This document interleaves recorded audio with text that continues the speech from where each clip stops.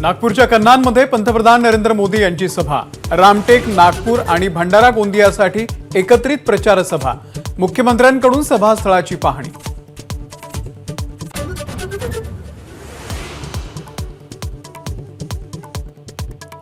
केंद्रीय गृहमंत्री अमित शहा उद्या नांदेडच्या दौऱ्यावर।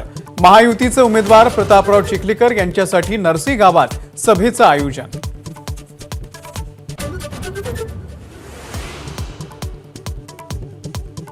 उदय सामंत आणि अर्जुन खोतकर भावना गवळी यांच्या भेटीला। तिकीट नाकारल्यामुळे समजूत काढण्याचे प्रयत्न।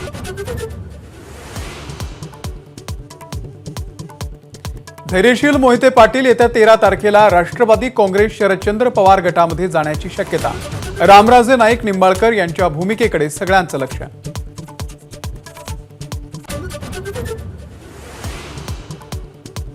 राष्ट्रवादी काँग्रेस शरदचंद्र पवार पक्षाची तिसरी यादी जाहीर।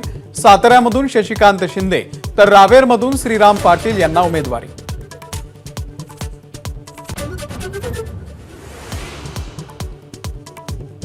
सांगलीची जागा ठाकरे गटाला गेल्याबद्दल सांगली काँग्रेसची आज दुपारी 4 नंतर महत्त्वाची बैठक। सांगलीच्या ऐवजी पलूसमध्ये होणार जिल्हा कोर कमिटीची बैठक।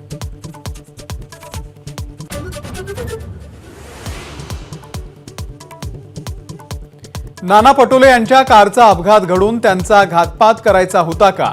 काँग्रेसचे प्रवक्ते अतुल लोंढे यांचा गंभीर आरोप।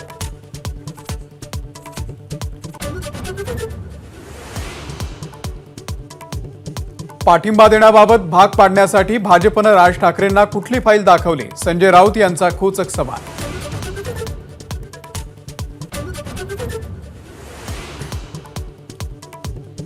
रामटेकच्या काँग्रेसच्या नेत्या रश्मी बर्वे यांची याचिका सुप्रीम कोर्टानेही फेटाळली। जात वैधता प्रमाणपत्र प्रकरणामध्ये हस्तक्षेप करण्यास कोर्टाचा नकार।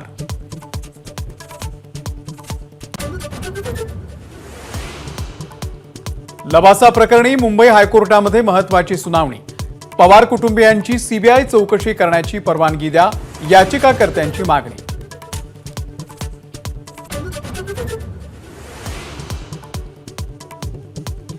एकनाथ खडसे यांच्या विरोधात सामाजिक कार्यकर्त्या अंजली दमानिया पुन्हा आक्रमक।